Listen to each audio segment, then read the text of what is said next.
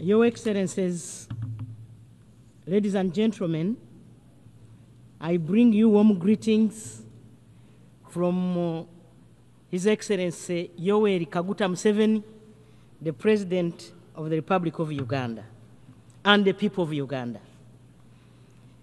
I congratulate His Excellency Mr. Philemon Young on his election as President of the 79th session of the UN General Assembly, and I assure him of Uganda's full support. I commend His Excellency Mr. Dennis Francis, former President to the General Assembly, for his stewardship of the 78th session of the General Assembly, and equally pay tribute to the Secretary General, His Excellency Antonio Guterres, for his commitment to the work of the United Nations. Mr. President, in the face of the current global shocks occasioned by multiple human, natural, ecological, sociological, and financial crises, we can all agree that the world is not in a good place. Today, the negative consequences of disunity have given rise to conflicts, global instability, interstate rivalry, and has worsened the already existing problems of poverty, hunger, and disease in many parts of the world. There is therefore need to recommit ourselves to a common identity of shared humanity in the modern global village. As people of the United Nations, we should live by the Charter of the United Nations with a sincere determination to save future generations from the scourge of war. We should fully commit ourselves to upholding the dignity and the worth of human person for peaceful coexistence and tolerance regardless of our differences in values, cultures, race, ideologies, and religions, without political, military threats or dominion by war.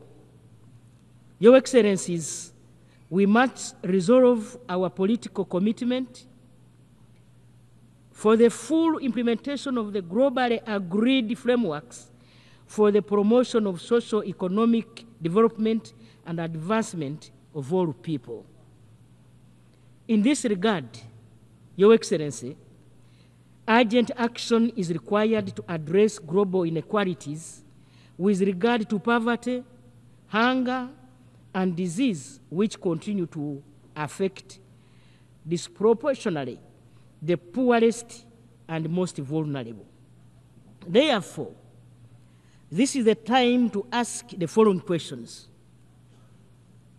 Why have we failed to forge stronger international cooperation in response to collective global challenges?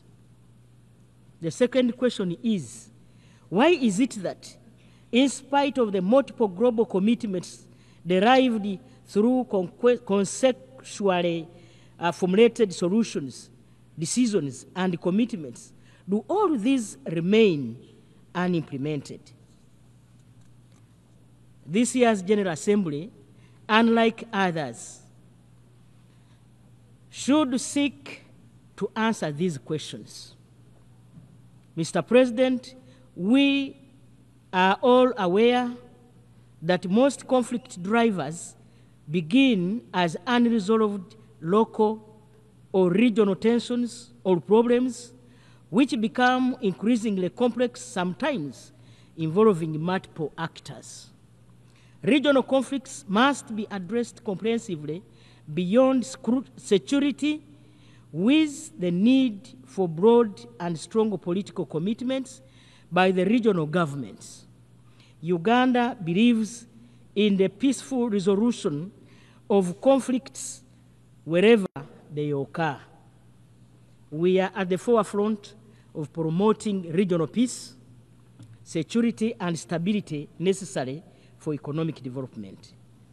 In this respect, Uganda encourages international partners to support local and regional-led initiatives or solutions for building peace and stability as prerequisites for sustained and inclusive economic growth and development in our countries and regions. We call on the increased collaboration by the international community to eliminate or reduce the incidence of conflicts caused by factors such as inequality, climate change, pandemics, new technologies, transitional organized crime, and terrorism. Uganda believes that the benefits of this world must be shared with all humanity and detests all forms of exclusion by the relatively few wealthy nations. We reject the increasing competition and confrontation between major powers, which undermines the collective international responses to security, peace, stability, and socio-economic development. Your Excellencies, Uganda reiterates its call for the urgent and comprehensive reform of the UN Security Council for Africa to be represented in both permanent and non-permanent categories as a special case in order to address the historical injustice and the urgent imperative to address it, and fully supports the common African position on this matter. The African Union Committee of 10 heads of state, under the leadership of the Republic of Sierra Leone, has been pursuing the mandate to promote, advocate, and canvass for support of the common African position on the reform of the United Nations Security Council as stipulated in the Ezurwini Consensus and the City and Sati Declaration. The position is that Africa should have 2 permanent seats with a veto if others have it, and 2 additional non-permanent seats on the Security Council. The Committee of 10 since 2005 has been driven with the hope and conviction of sovereign equality in representation and participation in intergovernmental negotiations for the reform of the UN Security Council to make it more responsive to the current circumstances to achieve a future of shared goals for humanity. The core aspiration is for Africa to get representation in United Nations Security Council as equal partners and make a contribution to multilateral systems that should become inclusive, equitable, and work for international peace and security of all without paralysis or succumbing to parochial interests of major powers. Mr. President, we demand for the right to development as equal members of the international community without any preconditions and politicization, for greater human dignity, freedom, and socio-economic injustice.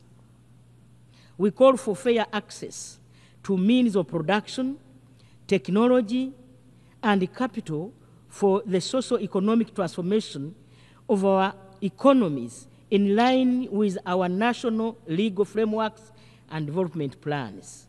Uganda believes that the perpetual preservation of poverty and inequalities in developing countries undermines the fundamental human rights, in particular the rights of the marginalized and the poor, and remains a threat to international peace and security, which should no longer be overlooked. Uganda, as a chair of non-allied movement, will work with countries of the non-allied movement as well as other countries on the intergovernmental processes that shall lead to the adoption of the UN Covenant on the Right to Development. Mr. President, financing remains one of the greatest challenges that undermine the efforts of developing countries to fully implement the 2030 Agenda for Sustainable Development and achievement of its 17 sustainable goals. Borrowing is critical for financing investments in sustainable development. Sovereign debt is an important tool for financing sustainable development, enabling low-income countries to invest in infrastructure, health, education, and other critical areas. We emphasize that loans to low-income developing countries should be concessional and at zero interest rate. This will enable our countries to finance productive investments, including building infrastructure to improve connectivity, make debt sustainable in the long run, and spur economic growth, which will in turn help to improve domestic tax collection and raise revenues. Uganda, like other developing countries, faces constraints of domestic resource mobilization due to limited tax base. We call for strengthening of the international cooperation in tax matters to ensure that it is effective and inclusive by making multinational corporations pay taxes in countries of their operations, including collecting revenue generated by e-commerce in cross-border transactions. Mr. President, we fully support the ongoing discussions on adoption of the UN Framework Convention on International Tax Cooperation and call upon all countries to negotiate constructively. We also call for the strengthening of international cooperation in the prevention of and combating illicit financial flows, with a view of ensuring that all illicit funds, all resources, including assets, are returned to their countries of origin.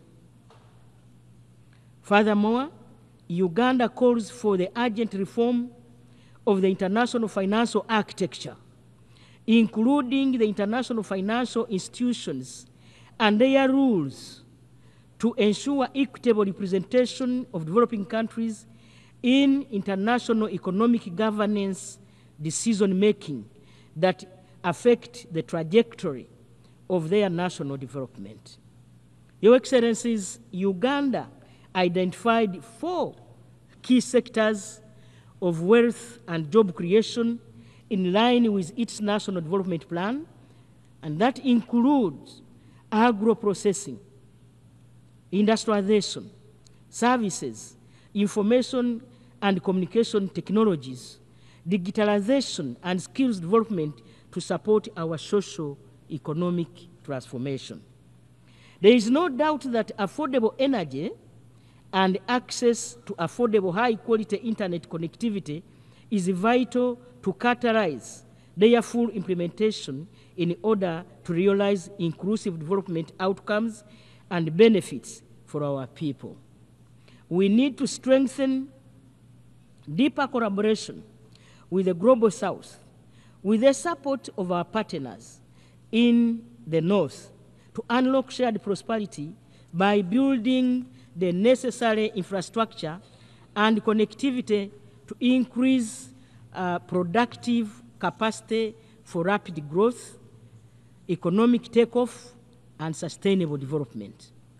In this regard, Uganda calls on the international community to support the full implementation of the African Continental Free Trade Area.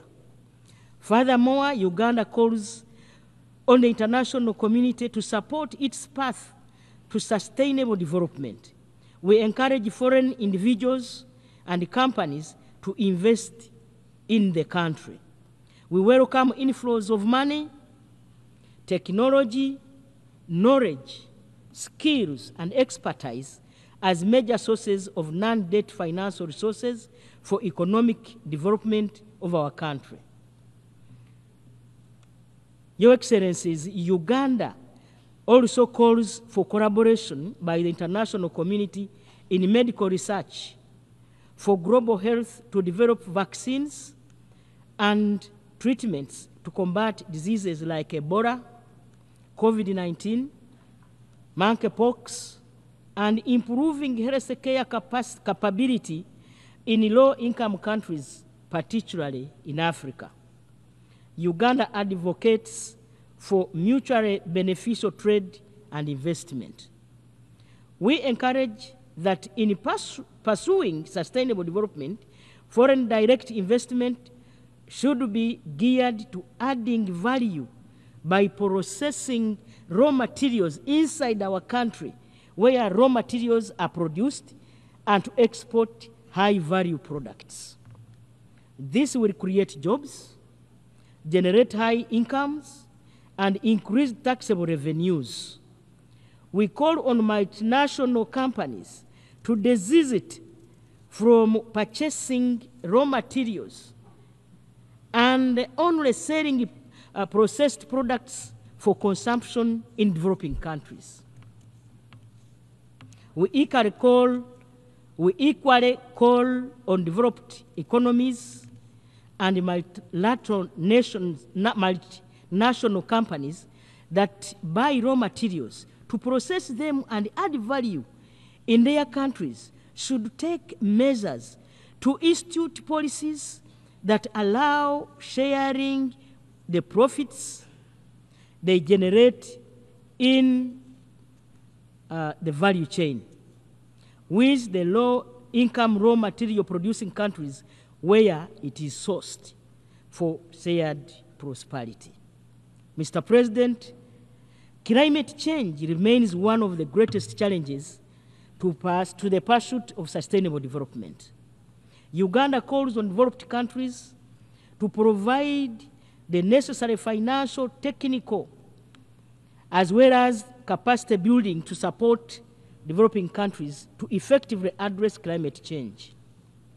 We demand for climate justice, recognizing that richer countries, having historically profited from high emission activities for the development of their economies, and bear a great obligation to lead in mitigating these impacts. Therefore, high-income countries should reduce their emissions and equally support developing countries in their gradual transition to low-emission development pathways without using the environment as a political and economic tool to block or slow down their development.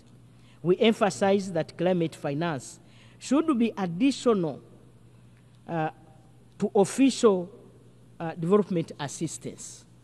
Mr. President, developing countries face great challenges, including the increase in unilateral political, economic, and trade actions, or policies, and the weakening of multilateralism, which are flagrant violations of the principles established in the UN Charter, international law, and the purposes of the United Nations.